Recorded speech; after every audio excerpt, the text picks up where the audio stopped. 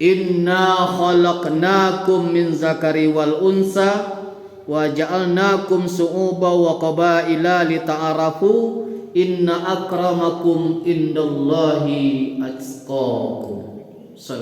Berkumpul kita di dalam rumah Allah atau dimanapun kita berada, mendengarkan pengajian atau menuntut ilmu atau mendengarkan tausiah, itu adalah salah satu ladang bagi kita untuk memetik pahala.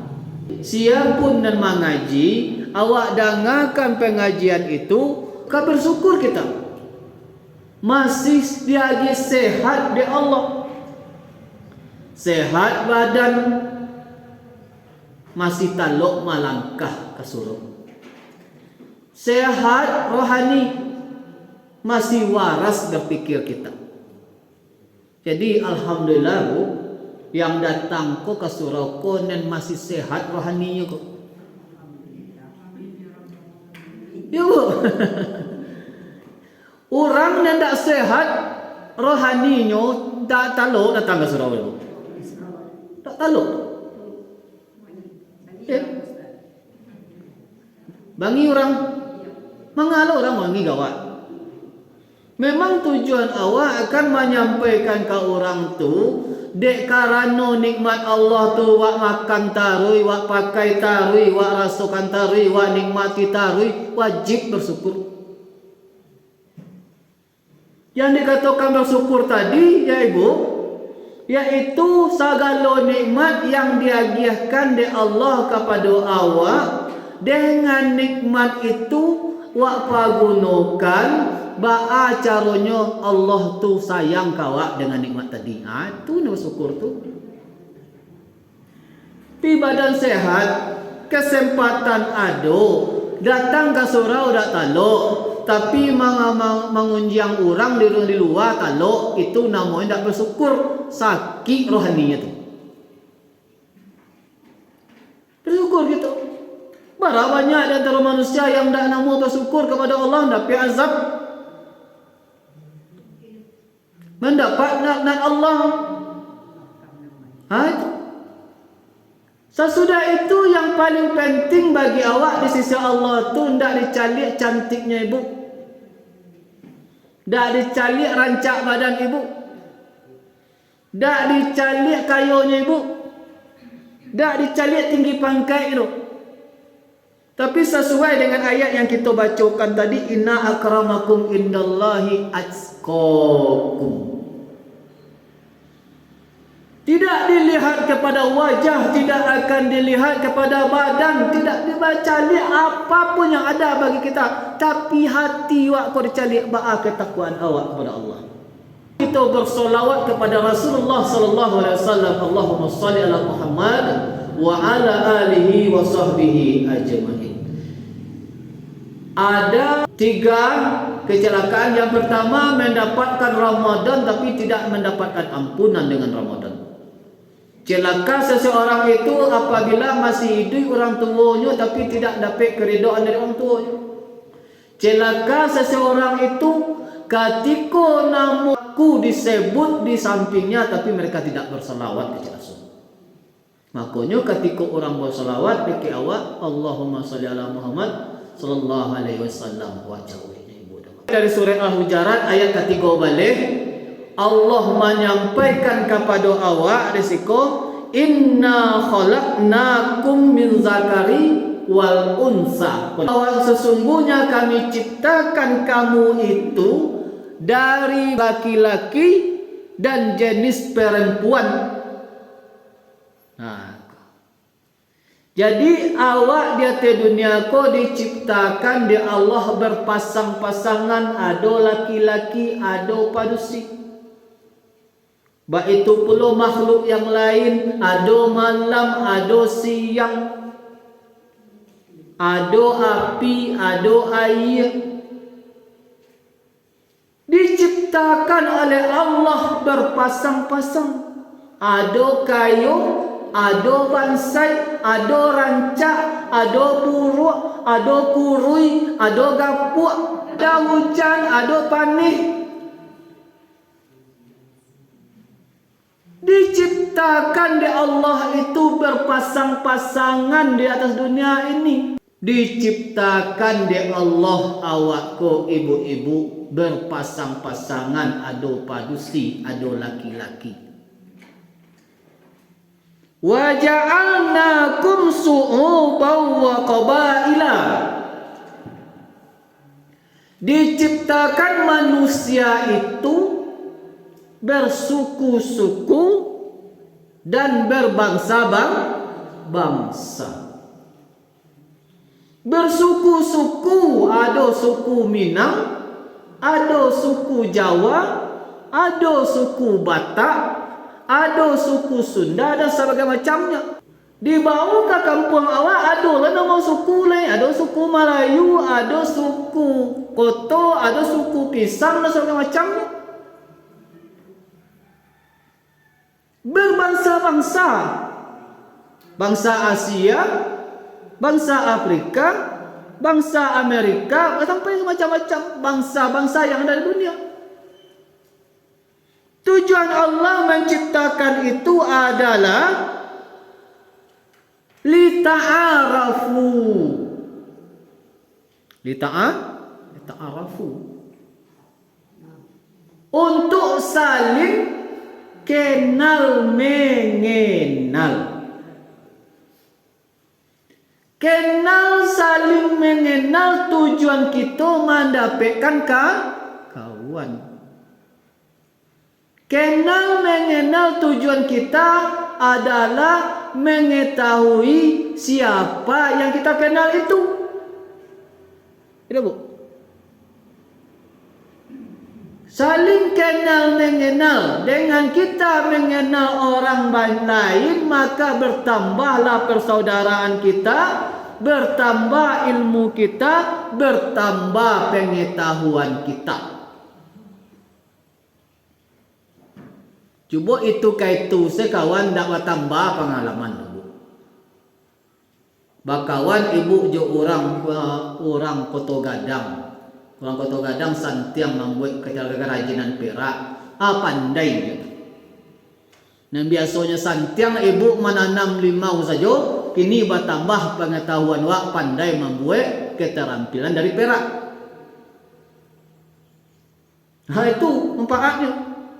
Sudah itu dengan berkenalan awak dengan saudara-saudara kita, bertambah kawan, bertambah pengetahuan, kita khususkan terhadap agama awak, di sinan akan tambah pengetahuan awak tentang agama awak. Apa contohnya? Ada orang ketika membaca surat Fatihah itu, baca Fatihahnya bismillah gadang dibacanya. Tahu? Ada ketika membaca surat Fatihah bismillahnya di ketiin saya bunyi dia dalam itu saja. Ada membaca Fatihah hendak dibaca seketik Allahnya bismillah. Hendak dibaca malahan dalam hati. Kenapa hal seperti ini terjadi? Karena pemahaman tentang Fatihah tadi berbeda-beda. Aku mensolat di belakang Nabi, di belakang Abu Bakar, di belakang Umar, Utsman, Ali. Mereka tidak membaca basmalah. Ada seperti itu.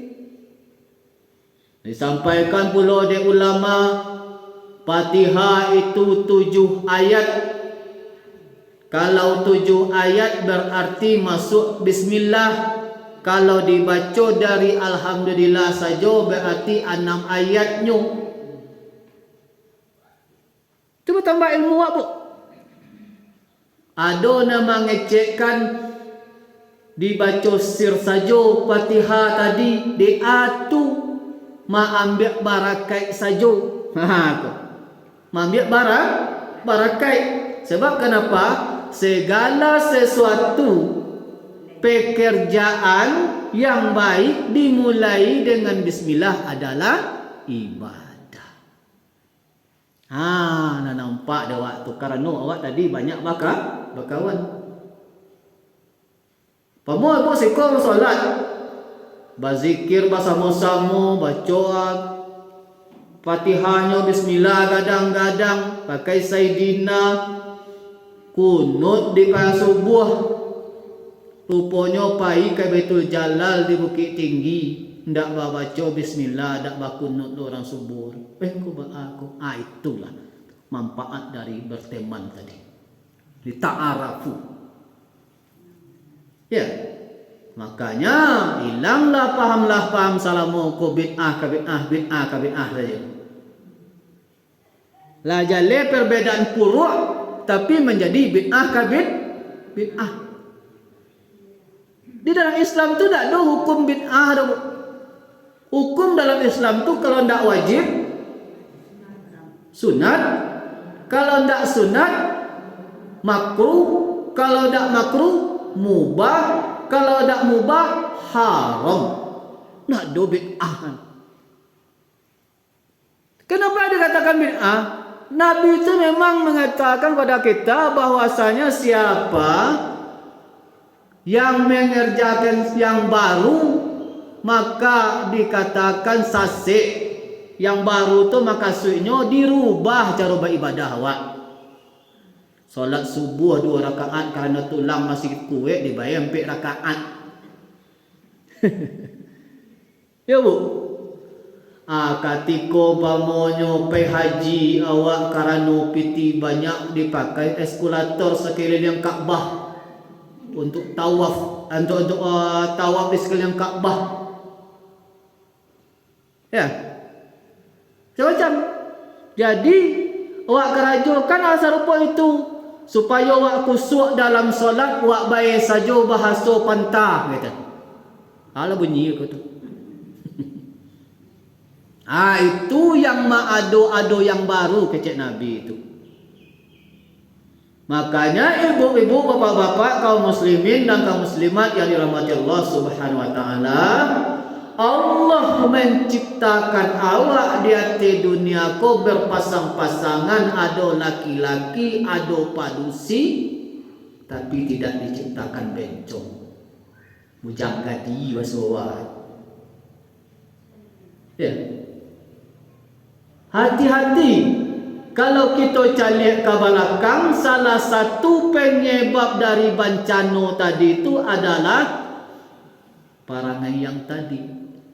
Dan laki-laki cinankan laki-laki, dan padusi cinankan padusi.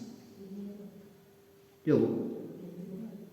Harusnya bagi kita ko kalau nilai normal laikan diridhoi Allah tu, padusi itu cinan ka laki-laki, laki-laki cinan ka padusi, itu harusnya.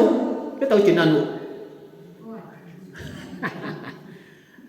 Cinan tu bahasa Pariaman, bahasa kaminyo kacinan. Kacinan wana dan kapajatu, rancak nampak dan kamek nampak dan itu kanayati bahasa. Makanya setelah itu Allah menyampaikan kepada kita, dikunci perkataan Allah di situ, inna akramakum indallahi atqakum. Bahwa sesungguhnya di antara laki-laki dan padusi tadi yang berkenalan tadi lah banyak kawan, lah banyak pengalaman, lah banyak ilmu yang didapati, lah dewasa awak dengan persahabatan tadi. Di situ Allah menyebut sesungguhnya di antara kalian tadi kepada Allah yang paling mulia itu di hadapan Allah adalah atqakum, yang paling bertakwa kepada Allah. Memang di sisi Allah itu yang akan disayangi di Allah, akan di tempat yang dimuliakan Allah itu orang yang bertakwa setelah beriman. Sia itu yang dikatakan bertakwa. Yang dikatakan takwa itu ibu dan bapa adalah orang yang patuh kepada Allah. patuh mengarajukan suruhan Allah, meninggalkan segala yang dilarang Allah. Tunan pertama. Kalau awak masih beko saja yang disuruh Allah wak kerajukan, berarti ketakwaan awak masih tipis. Ingatlah bagi awak, orang-orang yang melalaikan perintah Allah itu lainnya kerajaan jatuh ke perangai fasik. Dikatakan fasik ibu dan bapa adalah awak berbuat karena hanya keterpaksaan saja. Dek tapaso sajonyo, solat tapaso. Kecik ibu ko, ada yang pulang sabanta, waktu ampi-abi, ada yang bayar utang sabanta. Ya bu, ada yang bayar utang. Nyo wakatunya ampi habis solat ko, kacanya tunggu sabanta, beca. Ada yang bayar utang sabanta lu solat. Jadi kalau orang yang mengatakan solat itu hutang, itulah orang yang baik mengarajukan solat. Baik. Tapi kalau kita jadikan solat tadi adalah suatu kebutuhan kita, alun masuk waktu lebu, awaklah mempersiapkan diri. Orang yang menjadi kebutuhan dia solat itu, pasti di waktu solat itu nyokan nyaman dalam solatnya.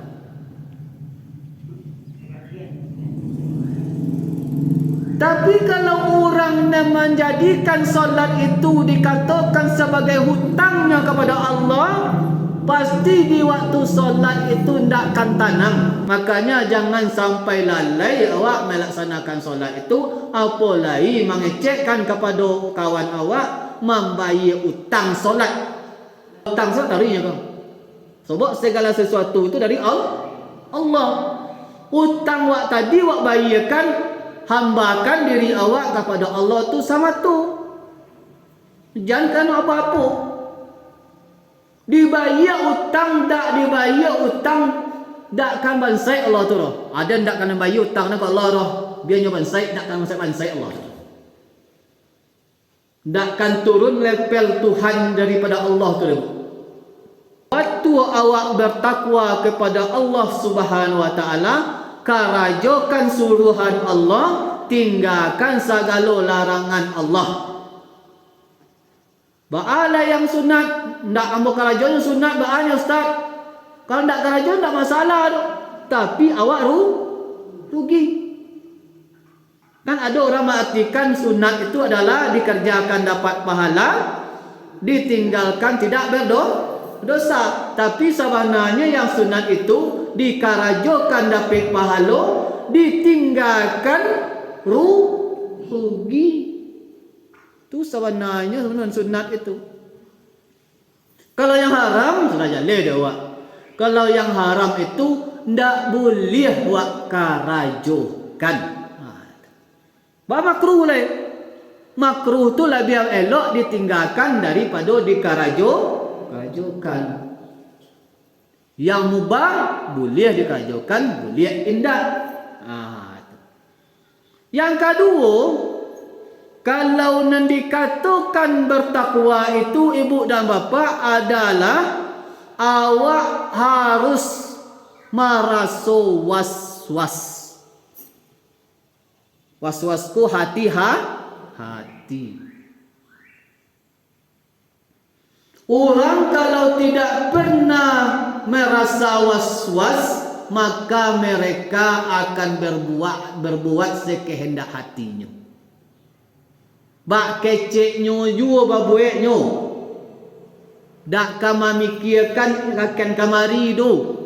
Yang penting apa yang takana de nyo karajokan itu tando orang dak was-was. Kalau awak yang dikatakan bertakwa kepada Allah Subhanahu wa taala, maka di sini nanti bagi seseorang yang mengaku bertakwa kepada Allah, mereka pasti dimanapun beliau berada, mereka pasti berhati-hati dalam segala halnya. Kapara berhati-hati, kapasa berhati-hati, kakantua berhati-hati, empai aja berhati-hati. Karena apa? Nyo was-was, sebab apapun nyo karajokan Allah mencari. Hadiri Allah jawab, takillah haitsuma kunta la'allakum turhamun. Kau bertakwalah kamu, hadiri Allah dimanapun kamu berada. Tu makonyo banyak orang lah triliunan piti tapi mencilok jo baru dia ndak ada ketakwaan tadi. Katiko di kantor de awak sebagai pimpinan ada yang bisa awak ambil piti negara hak orang lain dengan tanda tangan awak di dalam kantor awak surang sen wak tanda tangani dapat di awak. Ya. Katiko pai kapara karajo awak sinan ruponyo bibit urang yang ambil dek bibit awak dak cukup. Katiko pai manggale ka pasar tibo di pasar itu mangicuh. Sebab orang tak tahu. Jadi orang nendak tidak was-was dalam kehidupannya tu merasukan kalau ndak ada nampaknya orang dekatnya bebas berbuat. Bebas berbuat. Kau malah tahu ada jual limau kau ke pasar malah jande orang ikon dan nomor 1 kualitasnya ikon dan nomor 2 campuran senat. Ya bu. Baik tu dah nama jual bare malah jale orang ko na bare rancak orang kota ko kami orang kampung ko jale ko kuri kusui iko sokan iko bulok kalau orang kota main dia. Makanya orang yang tidak bertakwa kepada Allah, tidak berwas-was mereka dalam kehidupannya, berbuat sekehendak hatinya, akhirnya lupa CCTV Allah itu selalu menyoroti dirinya. Itu makanya ndak tempang kalau orang kerana ndak mengarasokan dicali ada Allah tari. Itu tandanya bu, kalau ada dalam hati kau maka kita rasakan ke diri awak. Kalau merasa di dalam diri awak kau, katiko orang dak ada daki awak atau awak seorang saja, awak merasakan legah untuk berbuat baksakan dak hati awak. Kok mancilok lah namanya, kok mangicu lah namanya, kok ala namanya. Mangicet kini kamu rasanya. Karena awak dak bertakwa kepada Allah tu, keceknya. Ibu berjanji tadi jo kawan pergi ke pasar. Kecek pun di WA kan dek kawan, lah di makin ibu sedang di jalan. Tidak bu, sedang di jalan, sedangkan cuma mengetik sedang di jalan kau masih menonton di rumah baru. Walaupun hal sekecil itu ibu, itu sangat berpengaruh kepada ketakwaan kita kepada Allah. Yang ketiga, kalau ia awak bertakwa itu harus ada di dalam diri awak tu, kamapun awak pai, dimapun keberadaan awak, hadiri Allah selalu di hati awak. Hadiri Allah awak. Dimapun awak berada, Allah tu hadir dengan awak. Kalau merasa di awak tu Allah hadir di hadapan awak, makanya dimapun awak barado, apapun karajo awak tu pasti ikhlas. Pasti ikhlas. Hadiri Allah, segala sesuatu kegiatan kita awak hadiri Allah talui. Supaya awak tu ketakwaan awak tu kental. Yang paling disayangi Allah itu memang orang yang paling bertakwa. Orang yang dikatakan bertakwa tadi paling patuh. Sudah itu dalam kehidupannya merasa diiqab oleh Allah, murakab oleh Allah. Kama pai dia hadiri Allah itu jokan suruh tinggalan dan dilarang. Sudah itu kasatio karajo elok-elok, kakok tangan awak tu elok-elok. Ketika berbuat awak dimapun barado, awak rasakan Allah bersama awak. Tu caranya supaya awak lurus hidup awak. Beku ujungnya apa bagi orang-orang yang bertakwa itu? Hidup di akhirat tu sudah jelas disayangi oleh Allah Subhanahu wa taala, akan ditempatkan di tempat yang paling mulia di Allah, akan disayangi oleh malaikat. Di dunia bagi orang yang bertakwa itu kegunaannya nanti yaitu wa may yattaqillaha yaj'alahu makhraja. Surah yaitu surah At-Talaq ayat 2. Wa may yattaqillaha yaj'al lahu makhraja. Siapa bertakwa kepada Allah, berarti takwa pada Allah tadi patuh taat, hati-hati berbuat, hadir Allah dengan segala kegiatannya. Itu orang nanti go tadi itu ketika siapa yang bertakwa kepada Allah akan dikeluarkan oleh Allah dari segala permasalahan. Karena bertakwa kepada Allah tadi akan ditunjuk di Allah tu jalan keluar memecahkan masalah tadi, Pak. Mungkin kerana dia awak tak bisa, ada seorang membantu. Dia awak tak sampai di pengana awak ru, ada je orang menunjukkan. Bukan Allah tu langsung, tapi Allah mempelantarkan makhluknya. Mungkin orang pintar, bukan pintar makasih kau dukun tak, Bu. Mungkin orang pemerintah atau orang dermawan atau orang yang macam lah. Di situ akan ada orang tu ketika tak ada bisa minta tolong lain, ada seorang bantu. Itulah manfaat bagi orang yang bertakwa tadi itu. Wa may yattaqillaha yaj'alahu makhraja. Sesudah itu apa kata Allah lagi di ayat yang ketiganya? Wa yarzuqhu min haitsu la yahtasib.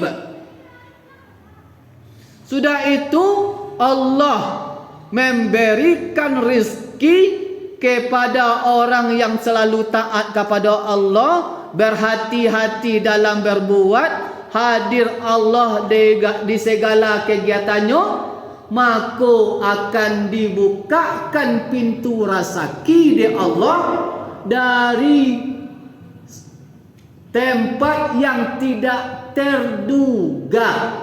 Ada masalah-masalah tak bisanya selesaikan secara pribadi, ada orang yang bantu. Ketika saban-saibanya tiba saya orang bahagia. Itu contohnya. Dia gara-gara menjual es ketika orang pengajiannya disebut bego, dia penceramah tu akhirnya simpatisan orang dibukakan rezeki di situ dia Allah. Jangan salah, Bu.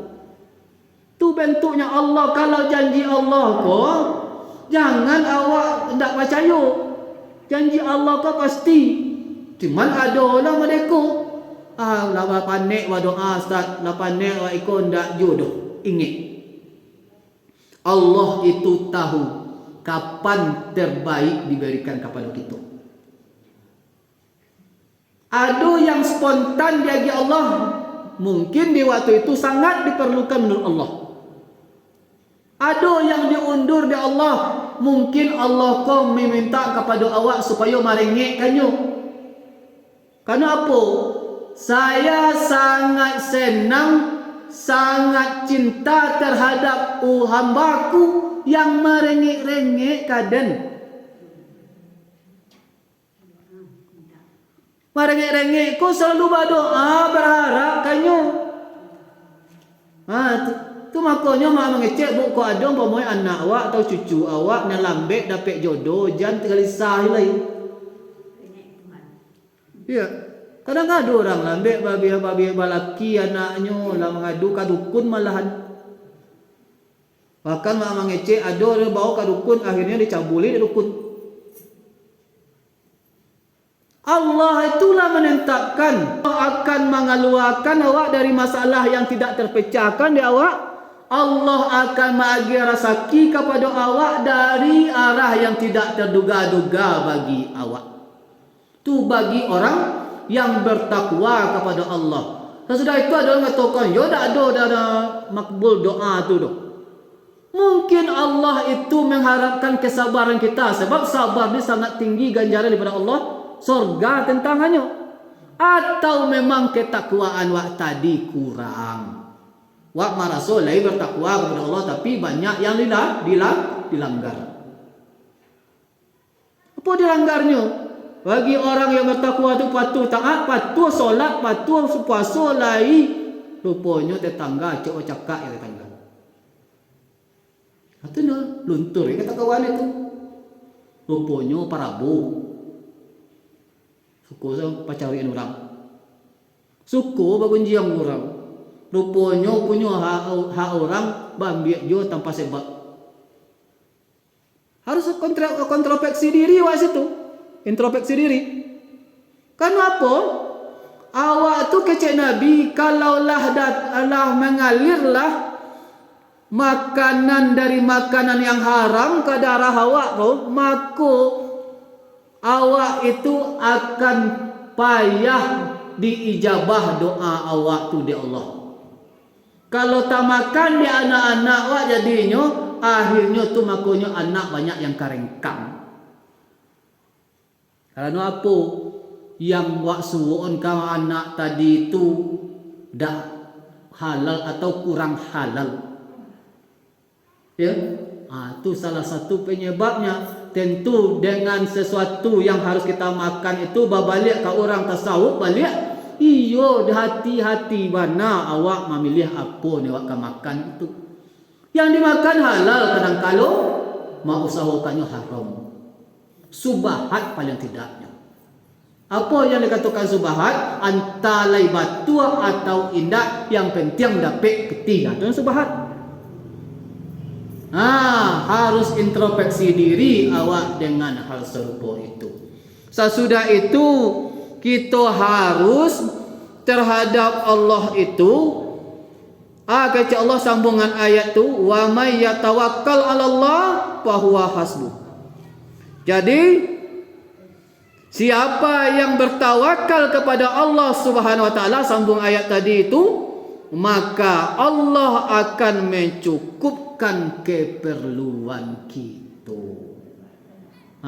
Itu tawakal itu apa? Bukan menyerah langsung ke Allah, indah. Ba usaha sakuwe tanago dulu, sudah itu berdoa baru wak sarahkan ke Allah. Ya Allah, usaha ala sakuwe tanago ambo ya Allah. Di doa itu agialah manfaat yang gadang ya Allah. Sudah itulah saudara ya Allah, kini terserah Engkau. Silakan Engkau berikan yang terbaik kepadaku. Itu yang bertawakal tu. Kau ndak berdoa atau rimanarui usaha ndak doa tu ndak tawakal lama itu. Ya.